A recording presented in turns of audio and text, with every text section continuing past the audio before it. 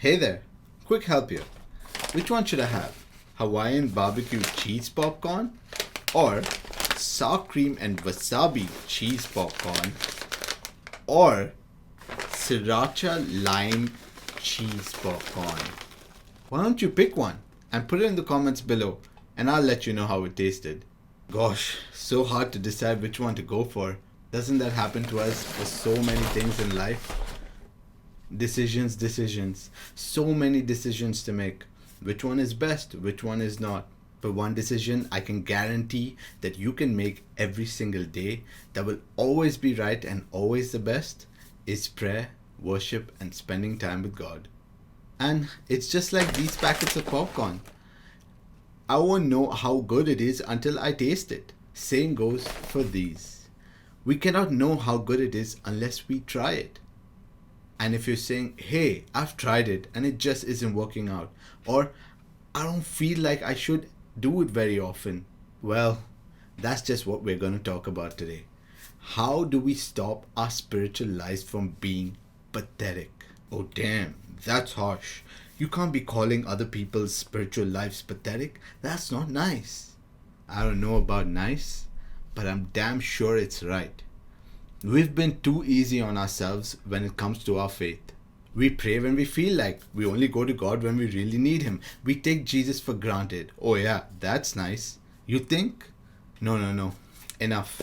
We belong to someone, and that someone wants our time and attention. He deserves to be loved and respected.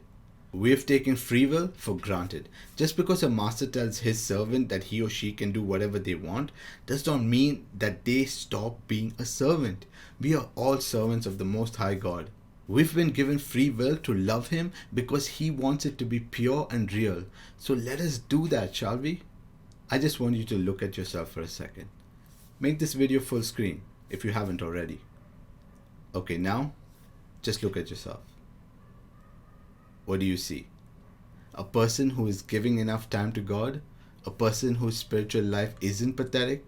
A person who loves God so much that every morning He's first in their life?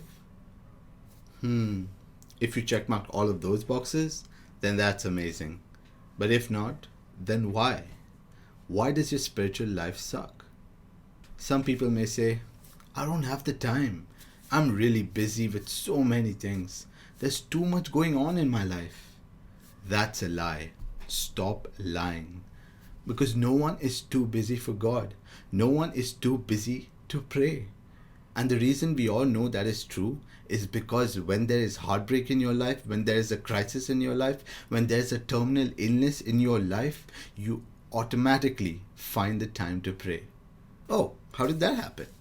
Now you have time? You said that you didn't have time. You were too busy. You had too much going on in your life. Do you see why it is all a lie? You cannot be too busy for God. Because if God was too busy for you, you'd be dead. I'm serious. You wouldn't be alive right now if it weren't for Him. Especially after this crazy pandemic we went through. So not praying and giving God time is not because you do not have the time, but it's because you have too much pride. Yup. We are too proud to tell God we need Him every day. Because if we had humility instead of pride, we would know that we cannot make it a single day without Him, that we need Him to make the day great. So cut down the pride and let God know that He is an essential part of your life. But that's not the only thing that stops us from having spiritual lives. Too much pride is one thing, but too many distractions is another. You want to improve your spiritual lives? You have to cut out the distractions. And we all can admit there are just too many distractions. Like, just to name a few, binge watching TV shows, streaming movie after movie, glued to playing games, addicted to lust or sexual acts, gluttony for food, obsession over drinking alcohol, a desire to gossip over the phone, a greed for making money, aka workaholics, or even oversleeping or just pure laziness. The list is extensive. There are just too many things to distract us from having spiritual lives. The question is, how do we beat that? How do we take them out or even just reduce them to make enough time for God? It doesn't just happen by saying, I'm going to stop doing it. Yes, verbally proclaiming something is important, but what if I told you that there's a better way that Jesus has given us? A more powerful, unbeatable way that He taught us. You might have heard that fasting is a detox for the body, but more importantly, from the perspective of our loving Jesus, fasting is a detox for your soul. Yes, it might be difficult, but it is in that difficulty, in that sacrifice, that you experience and find God. It is denying your flesh of something it needs, but feeding your soul with the grace of God, and that is satisfaction in of itself. That is why when you fast, you must spend time in prayer. Let God fill you with grace. Let that be the nourishment to your soul. Jesus, in the very beginning of His mission, taught us this. In the desert, for 40 days, He fasted and prayed. Now, for those who cannot fast, for health reasons or age, etc., that's fine. You can give up something else. But it has to be something that you love. And just like fasting is done over a period of time, you can give that something up also for a period of time.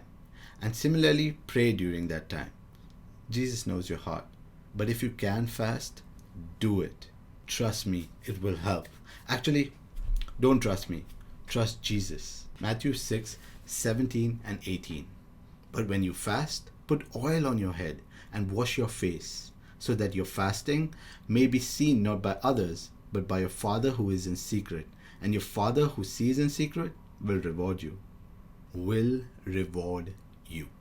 Reward you with grace to give up that distraction and make time for Him.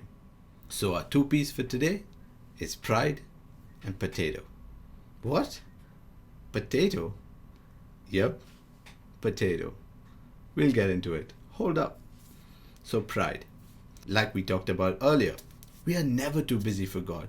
The God that created us, the God that is keeping us alive, the God that loves us so much, the God that gives us everything. No, we are not too busy for Him.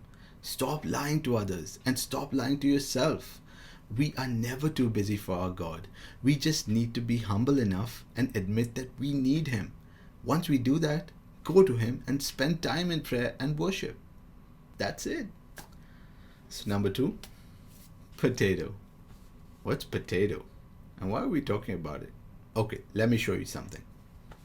You see these potatoes? Let's pretend this is God. Pretend. You see this container? Let's pretend this is a day in our life. You see the sugar? Let's pretend this is our distractions. The sweet things that we love so much. The flavor to our tea, the caramel to our popcorn, the icing to our cakes. In other words, the stuff that makes us fat. But we love it so much. We need it in our lives.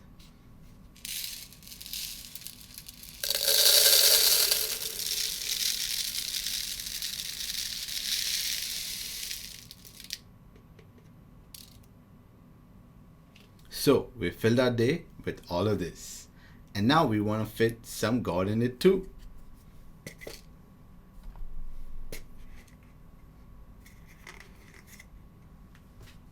But it does not fit, because the time in our day is only till here.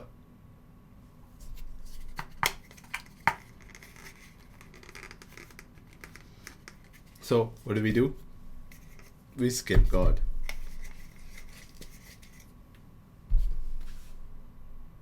But what if there was a way we could do this and not skip God?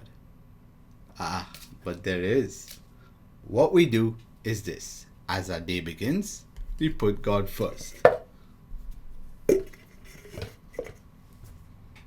Alright, and then we allow the rest of the things to fill our day.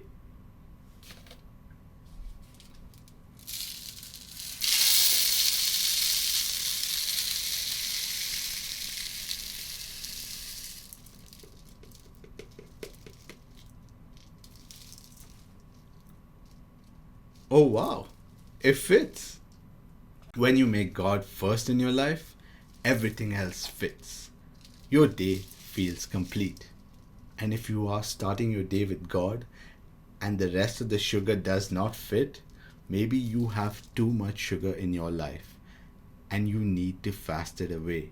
Let this spiritual diet draw you closer into the presence of God, draw you into a spiritual life that isn't pathetic, but into a spiritual life that is epic. Start your day with God. Start your day with blessings. Start your day with peace.